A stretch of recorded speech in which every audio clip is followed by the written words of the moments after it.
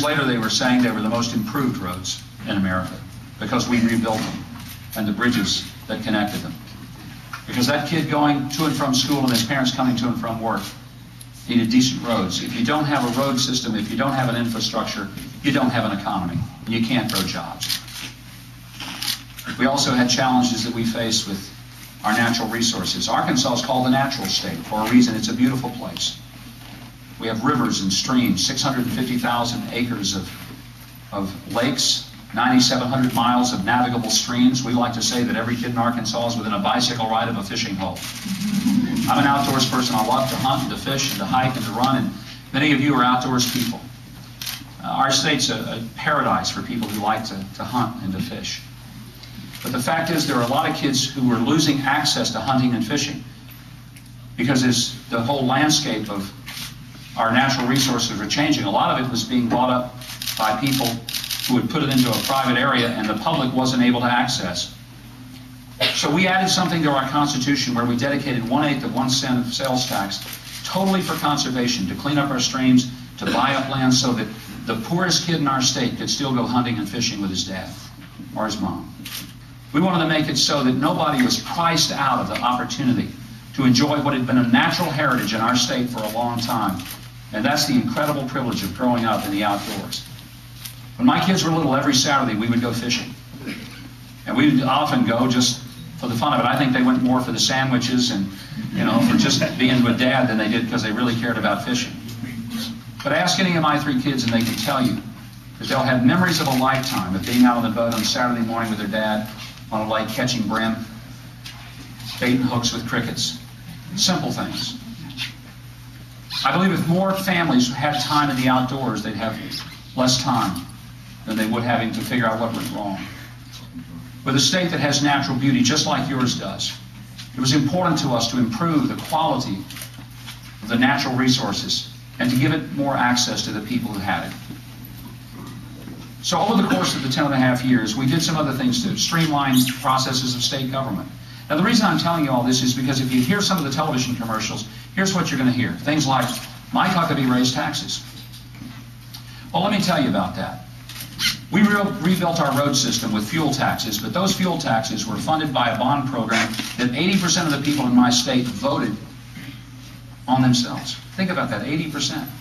If I could get 80% of the caucus vote next week, I'd be pretty satisfied with that. And if you guys want to help give it to me, that'd be all right. I'm all around that. But that's called leadership. When you stand up and say, look, we have roads that are crumbling, let's fix them. And most people understand that you don't want to put that debt on your children and your grandchildren like this nation has done. $9 trillion worth of debt on your grandchildren at the federal level. I had a better idea. Let's pay for it. Let's take it upon ourselves. These are our roads. We're going to drive on them. Let's do the responsible thing. And that's what we did. Our natural resources. I'm proud of what we did with that because what it did, it made a huge difference. So that the guy who could barely make the payment on a used pickup truck could still be able to access land to go hunting and waters in which to go fishing and didn't just have to be a part of a private hunting or fishing club in order to enjoy what most of us grew up taking for granted. That's something I believe that's important, to pass that heritage on. And by the way, if we don't pass that heritage on, if we don't have enough folks coming up hunting and fishing, we'll lose our resources because it's the hunters, it's the anglers who are the ones whose license and whose contributions create the habitat that keep the species from becoming endangered and becoming extinct. It's also true that, you're going to hear things like that I offered people a bunch of clemencies. That Romney's been saying that Mike Huckabee pardoned or commuted over 1,000 sentences. Let me give you the real story. I had 8,700 different requests come to my desk. He only had 100 come to his. State laws differ from state to state, but in my state, 8,700 requests came. I denied 90% of them. Now, some of them that I approved probably didn't turn out as well as I wanted. Most of them did. And I'll give you an example. Take a case, by the way, of a young man who worked his way through college. After college, he joined the National Guard. He was called up to war in Iraq. He went to Iraq and he served with valor in combat, fighting in the Sunni Triangle. Got the Bronze Star. Came home from war. Wanted to become a police officer. But he couldn't be a police officer because when he was 13 years old, he had shot a friend with a BB gun in the arm. Now, the BB didn't even break the skin, but because of the incident, it was on his record. And as a result of that, he wasn't eligible to get into the police academy to become a police officer, his dream.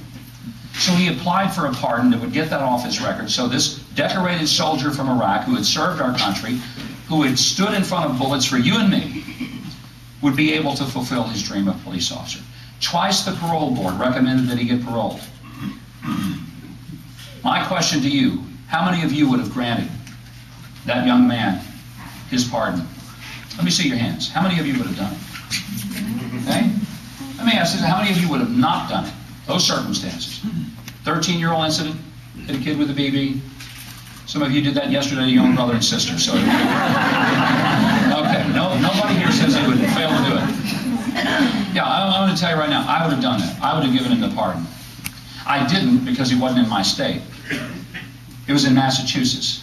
The young man's name was Anthony Sircosta. He was in Mitt Romney's state, and Mitt Romney twice said no, because Mitt Romney wants to brag that he never, ever gave out a pardon. I wouldn't be bragging about not giving a decorated soldier an opportunity to become a police officer. But you see, the politics of commutations are you never do any of them. If you're playing politics with people's lives, there are a lot of decisions you make for your sake. But when you show leadership and judgment, you make decisions for the sake of the people that you work for and the people that you serve. Another case, 26-year-old, wants to go to culinary school, become a chef. But when he was 18, a friend of his picked him up and they went for a ride in a car, and turned out the car was stolen. 18-year-old was a passenger. So when the police stopped the car, even though the other guy had stolen the car and was charged with the theft, he was charged an accessory because he was in fact in the car. Never spent a day in jail. He paid a fine, had a probated sentence, but it was on his record. Now he wants to go to culinary school, become a chef. He can't get into the school because of the conviction back when he was 18 years old.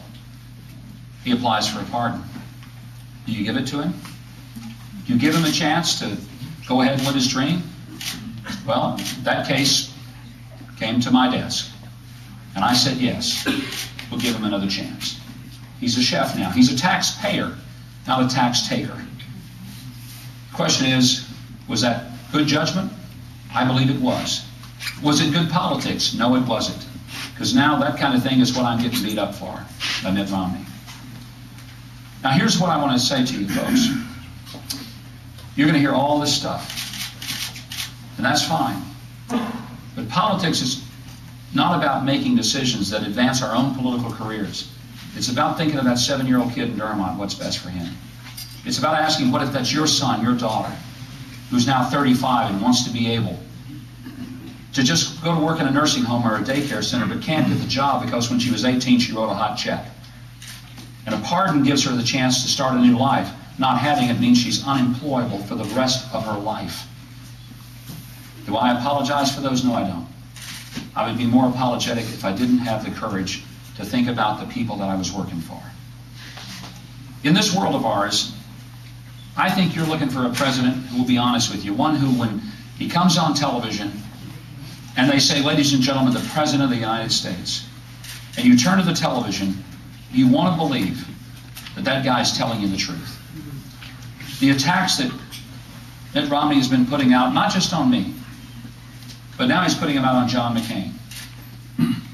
And look, John McCain is a rival in the presidential race, but John McCain is an honorable, decent, true to heaven American hero. And it's enough to attack me, but now to attack John McCain, it's like Mitt doesn't have anything to stand on, except to stand against. And I'm saying enough is enough. And ladies and gentlemen, what I want to say to you today is, if a person is dishonest in his approach to get the job, do you believe he will be honest in telling you the truth when he does get the job? You want that president you elect to come on television and tell you the truth.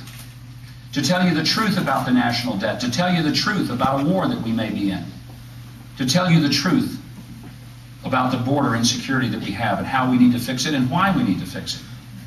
You want a president who will tell you the truth about Social Security, and a president who will tell you the truth